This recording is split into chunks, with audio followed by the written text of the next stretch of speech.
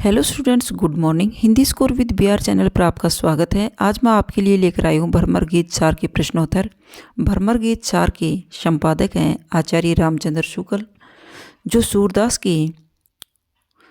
सूरदास के सूर सागर ग्रंथ से लिए गए पद हैं भ्रमर गीत से। तो चलिए स्टार्ट करते हैं।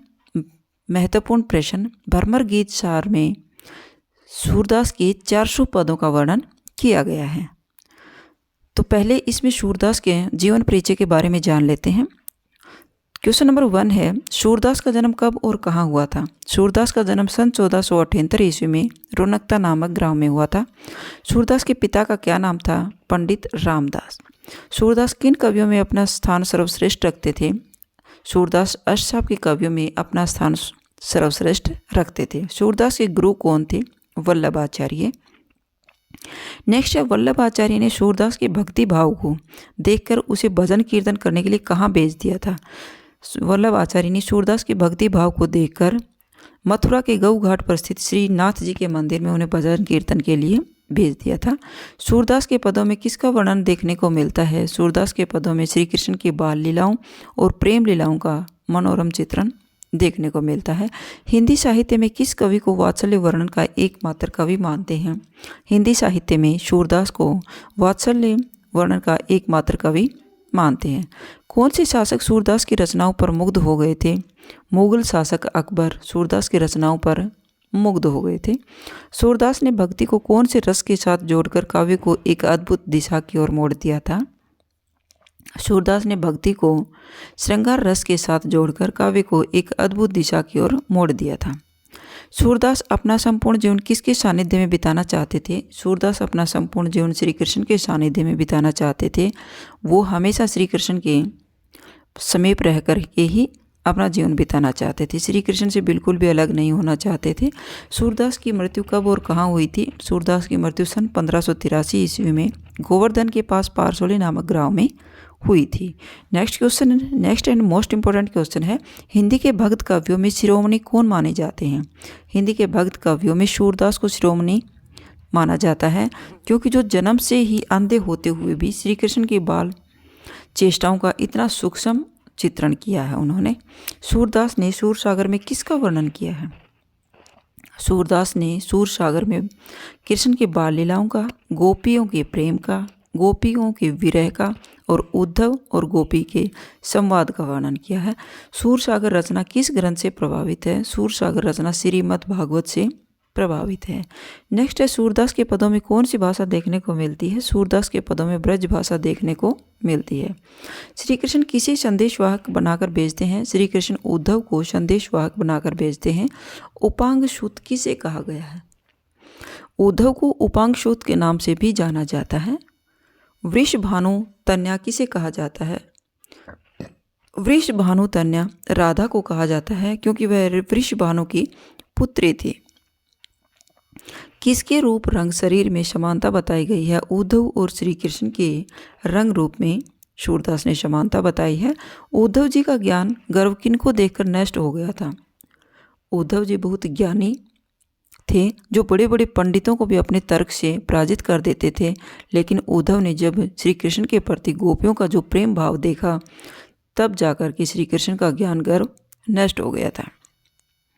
भ्रमर गीत 4 का प्रकाशन कब हुआ था? भ्रमर गीत 4 का प्रकाशन सन 1925 ईस्वी में हुआ था। सूरदास जी के कौन से रस प्रमुख थे? सूरदास के रस प्रमुख थे श्रृंगार रस और वात्सल्य रस। शील, शक्ति, सौंदर्य, इन तीनों में से सूर ने कौन से रूप को अपनाया था? शील, शक्ति और सौंदर्य, इन तीनों रूपों में सूरदास ने सौंदर्य को अपनाया था। रति भाव के प्रबल प्रधान रूप कितने हैं? रति भाव के 3 प्रबल और प्रधान रूप हैं, भगवत, विषयक, वात्सल्य और दाम्पत्य रति। सूरदास ने जीवन की वृत्तियां बताई हैं, 2 बताई हैं सूरदास ने, बाल वृत्ति और यौन वृत्ति। किसी कवि की रचना में मुख्यतः कितने पक्ष होते हैं? किसी भी कवि की रचना में मुख्यतः 2 पक्ष होते हैं, भाव पक्ष और कला पक्ष। भाव पक्ष को हृदय पक्ष के नाम से भी जाना जाता है। भ्रमर गीत 4 में किन अलंकारों की प्रमुखता है? भ्रमर गीत 4 में सादृश्यमूलक अलंकारों की प्रमुखता है। नेक्स्ट है, भ्रमर गीत श्रृंगार का कैसा काव्य है? भ्रमर गीत श्रृंगार एक उपालंब काव्य है, गीति काव्य है जो गाया जा सकता है। सूरदास किसके वंशज कहे जाते हैं? सूरदास को चंद्रवरदाई का वंशज माना जाता है। हिंदी साहित्य में श्रृंगार का रस राजतव किसी ने पूर्ण रूप से दिखाया है, वह कौन से कवि हैं? वह हैं सूरदास ने श्रृंगार रस का पूर्णतः रूप दिखाया है। सूर के अनुसार प्रेम की उत्पत्ति में किसका योग होता है? सूर के अनुसार प्रेम की उत्पत्ति में रूप, लिप्सा और साहचर्य का योग होता है। भ्रमर गीत की विशेषता क्या है? भ्रमर गीत में सगुण उपासना का वर्णन समर्थन किया गया है और ज्ञान योग का खंडन किया गया है। भ्रमर गीत में गोपियाँ श्री कृष्ण का सगुण रूप की भक्ति करती थी। सूर की गोपियों की विशेषता क्या थी? सूर की गोपियाँ तर्कशील थी, कृष्ण के प्रति प्रेम भाव रखती थी और सगुण उपासक थी। सूरदास किस संप्रदाय के अनुयायी थे? सूरदास वल्लभ संप्रदाय के अनुयायी थे। भ्रमर गीत सार के पद किस ग्रंथ में संकलित हैं? भ्रमर गीत सार के पद सूरसागर में संकलित हैं। सूरदास की भक्ति भावना किस वर्ग के अंतर्गत आती है? सूरदास की भक्ति भावना साख्य भाव के अंतर्गत आती है। सूरदास की भक्ति पद्धति का मेरुदंड पुष्टि मार्ग ही है, यह कथन किसका है? सूरदास की भक्ति पद्धति का मेरुदंड पुष्टि मार्ग है, यह कथन आचार्य रामचंद्र शुक्ल का है। मोस्ट इम्पोर्टेंट क्वेश्चन है ये। कवि ने कौन से कवि की गोपियाँ भावुक थी? सूरदास की गोपियाँ अत्यंत भावुक थी। बड़े एवं कुशल व्यापारी किसे कहा गया है? बड़े एवं कुशल व्यापारी उद्धव को कहा जाता है। कूट पदों में कौन से अलंकार पाए जाते हैं? कूट पदों में श्लेष और यमक अलंकार पाए जाते हैं। सूरदास की शैली पर तुलसी की कौन सी रचना थी? सूरदास की शैली पर तुलसी की गीतावली की रचना है। सूफल कसूत किसे कहा गया है? सूफल कसूत अक्रूर को कहा जाता है। खूबी का क्या अर्थ है? खूबी का अर्थ है कान में पहनने का गहना या आभूषण।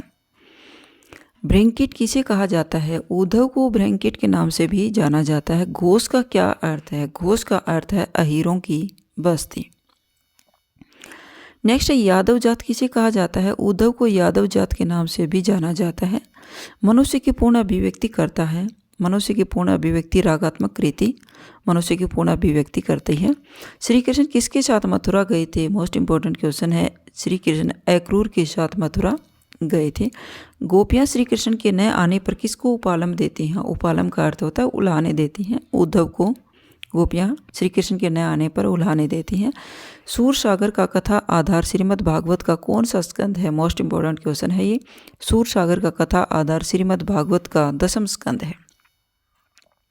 नेक्स्ट है भ्रमर गीत सार पूर्णतः किस प्रकार का काव्य था? यह एक उपालंब काव्य था और गीति काव्य भी है। भ्रमर गीत सार की भाषा कैसी थी? भ्रमर गीत सार की भाषा थी ब्रज भाषा। सूरदास का जन्म सिही मानने वाले विद्वान का क्या नाम था? सूरदास का जन्म सिही में हुआ था, ये किसने माना था? डॉक्टर नगेंद्र ने माना था। भ्रमर गीत की रस योजना कौन सी थी? भ्रमर गीत की रस योजना थे वियोग श्रृंगार। क्योंकि भ्रमर गीत चार में जब श्री कृष्ण गोपियों से बिछुड़ जाते हैं, ब्रज को छोड़कर मथुरा चले जाते हैं, तब राधा और गोपियाँ उसके विरह में तड़प रही हैं। हरि काहे रे अंतर्यामी इस पंक्ति में किस प्रकार के भाव प्रतीत हो रहे हैं? इसमें अक्षुब्ध उलाहना दे रही हैं। गोपियाँ उद्धव को उलाहना दे रही हैं कि अगर वो हमसे मिलने ही नहीं आ रहे तो हरि काहे के अंतर्यामी, वो किस चीज़ के अंतर्यामी है? उन्हें पता नहीं चलता कि भगवान बता रहे हैं, वो अपने आप को भगवान हैं, तो उनको पता नहीं चल रहा कि हम उनके विरह में कैसे तड़प रही हैं। वो अक्षुब्ध उलाहना दे रही हैं। हरि काहे कुब्जा अधिकारी, हरि आगे कुब्जा अधिकारी, इसमें कौन सा भाव संचार प्रदर्शित हो रहा है? इसमें असूया संचार भाव प्रदर्शित हो रहा है। काहे को गोपीनाथ कहावत के बाद अगली पंक्ति की टीक क्या है? काहे को गोपीनाथ कहावत गोकुल काहे न आवत, ये पंक्ति पूरी करनी है। सूरसागर के काव्य रूप को ज़्यादातर कैसा माना है? सूरसागर के काव्य रूप को ज़्यादातर गय और मुक्तक काव्य में माना जाता है। भ्रमर गीत को ध्वनि काव्य मानने वाले विद्वान कौन थे? भ्रमर गीत को ध्वनि काव्य मानने वाले विद्वान थे आचार्य रामचंद्र शुक्ल। सूरसागर को स्त्री जाति का विशाल काव्य किसने कहा है? मोस्ट इंपॉर्टेंट क्वेश्चन है। सूरसागर को स्त्री जाति का विशाल काव्य हजारी प्रसाद द्विवेदी ने कहा है। प्रेम के 1.25 लाख गानों का समुद्र एक बार भी उद्वेलित नहीं हुआ, कहीं भी निर्मर्यादा नहीं है। यह कथन किसका था? यह हजारी प्रसाद द्विवेदी का था, क्योंकि इसमें प्रेम के 1.25 लाख गाने यानी पद किसके थे? सूरदास ने 1.25 लाख पद लिखे थे और भ्रमर गीत सार में 400 पद देखने को मिलते हैं। भ्रमर गीत को सुर साहित्य का मुकुटमणि किसने कहा था? भ्रमर गीत को सुर साहित्य का मुकुटमणि आचार्य रामचंद्र शुक्ल ने कहा था। मोस्ट इंपॉर्टेंट क्वेश्चन है। काव्य और संगीत का मणिकांचन संयोग सूरदास की हिंदी काव्य को मौलिक देन है।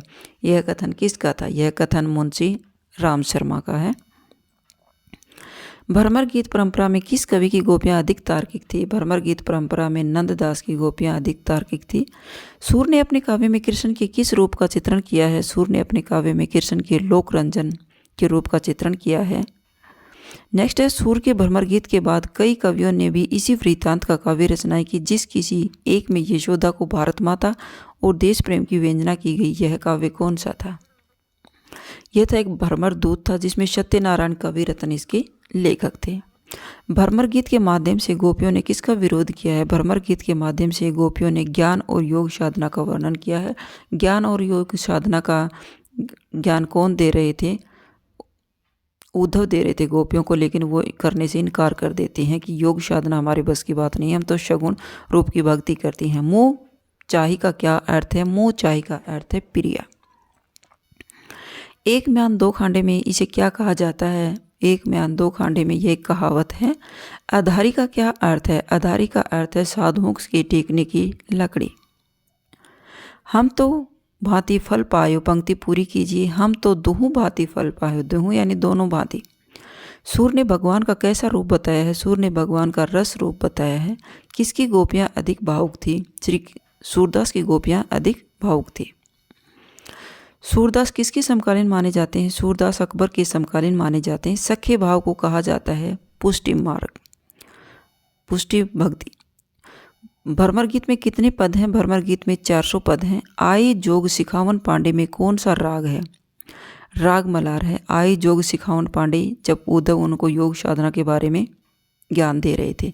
सूर का संयोग वर्णन एक क्षणिक घटना नहीं है, प्रेम संगीत में जीवन की गहरी चलती धारा थी। यह कथन किस विद्वान का था? मोस्ट इंपॉर्टेंट क्वेश्चन, ये आचार्य रामचंद्र शुक्ल का था। सखे भाव से ईश्वर भक्ति करने वाले कृष्ण भक्त कवियों की भक्ति को क्या कहा जाता है? राग अनुराग भक्ति कहा जाता है। सूरदास की भक्ति पद्धति कौन सी थी? पुष्टि मार्ग ये भक्ति थी सूरदास की। पुष्टि मार्ग के प्रवर्तक आचार्य कौन थे? पुष्टि मार्ग के प्रवर्तक आचार्य थे वल्लभाचार्य। सूरदास के दृष्टकूट पद किस ग्रंथ में संकलित हैं? दृष्टकूट पद साहित्य लहरी में संकलित हैं। भ्रमर गीत का मूल प्रेरणा स्रोत कौन सा पुराण था? भ्रमर गीत का मूल प्रेरणा स्रोत श्रीमद् भागवत पुराण है। सूरदास को भागवत पुराण में निहित श्री कृष्ण लीलाओं के आनंद का स्वर्ग किसने बताया है? सूरदास को, मोस्ट इंपॉर्टेंट क्वेश्चन है भाई, सूरदास को भागवत पुराण में निहित श्री कृष्ण लीलाओं के आनंद का स्वर्ग किसने बताया था? वल्लभाचार्य ने बताया था। इसमें कथा सूत्र का आरंभ कहाँ से होता है? भ्रमर गीत सार में कथा सूत्र का आरंभ अक्रूर के ब्रज आगमन से होता है। विरह में, ब्रज में विरह का सागर किसके वापस लौटने के कारण साथ ही उमड़ पड़ता है? नंद के वापस लौटने पर जब नंद श्री कृष्ण के साथ ब्रज से मथुरा जाते हैं तो मथुरा से नंद के साथ श्री कृष्ण वापस नहीं आते। जब आकर के ब्रजवासियों को नंद उसके बारे में जानकारी देते हैं कि श्री कृष्ण अब वापस नहीं आने वाले, तब इसमें विरह का सागर उमड़ पड़ता है। कंस कौन था? कंस श्री कृष्ण के मामा थे। कंस का वध किसने किया था? कंस का वध श्री कृष्ण ने किया था। कंस का वध करने के बाद जब श्री कृष्ण मथुरा से वापस नहीं आए तब कौन अत्यंत व्यथित हो गए थे? तब राधा, गोप और गोपियाँ व्यथित हो गई थी। किसको अपने ज्ञान पर घमंड था? उद्धव को अपने ज्ञान पर घमंड था। कौन अपने तर्कों से बड़े बड़े पंडितों को पराजित करने की क्षमता रखता था? उद्धव अपने तर्कों से बड़े बड़े पंडितों को पराजित करने की भी क्षमता रखते थे। श्री कृष्ण ने उद्धव को ब्रज में गोपियों को समझाने के लिए क्यों चुना था?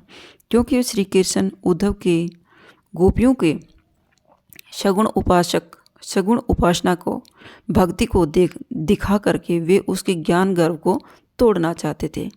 श्री कृष्ण ने उद्धव को ब्रज में गोपियों को समझाने के लिए क्यों भेजा? क्योंकि उद्धव को अपने ज्ञान पर गर्व था, घमंड था और श्री कृष्ण उसके घमंड को तोड़ना चाहते थे। श्री कृष्ण उद्धव के ज्ञान गर्व को तोड़ना चाहते थे। कि तुम्हारी भक्ति तो क्या है, भक्ति तो ब्रजवासी की गोपियाँ कर रही हैं। श्री कृष्ण ने अपने माता पिता नंद और यशोदा को धैर्य बनाने के लिए किसे भेजा था? उद्धव को भेजा था ब्रज में कि जाओ तुम नंद यशोदा मेरे माता पिता हैं, गोपियाँ हैं, और राधा को धैर्य बंधा कर आओ कि अब मैं वापस नहीं आऊँगा। उद्धव कौन थे? उद्धव श्री कृष्ण के सखा थे। गोपियों ने उद्धव का स्वागत कैसे किया? गोपियों ने उद्धव को देखकर पहले तो वो नाराज़ होती हैं, लेकिन बाद में जब ये सोचती हैं कि ये श्री कृष्ण के सखा हैं तो वह उसका आराध्य करती हैं, आरती उतारती हैं और बातचीत करने की कोशिश करती हैं। किन्होंने उद्धव पर प्रश्नों की झड़ी लगाती थी? गोपियों ने उद्धव पर प्रश्नों की झड़ी लगाती थी। कृष्ण को अब क्यों नहीं आई, क्यों नहीं आएंगे, क्या उनको हमारी भक्ति पर विश्वास नहीं है, हम उनकी वीर वेदना में जल रही हैं। तो इस प्रकार की वो अनेक प्रश्न करती जा रही थी। उद्धव ब्रज में किन किन से मिलता है? उद्धव ब्रज में नंद यशोदा और गोपियों से मिलता है। उद्धव मोहि ब्रज विसरत नाही, यह कथन किसका था?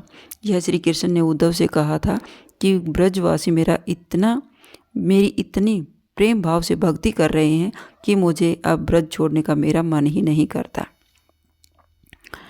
मंत्री से क्या तात्पर्य है? मंत्री किसे कहा है? श्री कृष्ण ने राधा को मंत्री कहा है। कृष्ण की अनुपस्थिति में कौन श्री कृष्ण का वेश बनाकर रहती हैं? राधा गोपियों के संग कृष्ण का संवांग श्री कृष्ण की अनुपस्थिति में श्री कृष्ण का संवांग करती हैं। अगर आपको मेरी वीडियो अच्छी लगी हो तो प्लीज़ लाइक कीजिए, शेयर कीजिए और सब्सक्राइब करना न भूलें। और भ्रमर गीत सार के थोड़ा सा बड़ा है तो इसके काफ़ी पद हैं, तो इसके क्वेश्चन आंसर काफ़ी बन रहे थे, तो इसके लिए मैं एक वीडियो और लेकर आ रही हूँ कल। Please like share and subscribe करना ना भूलें। और एक मेरा Hindi score with BR channel है टेलीग्राम पर।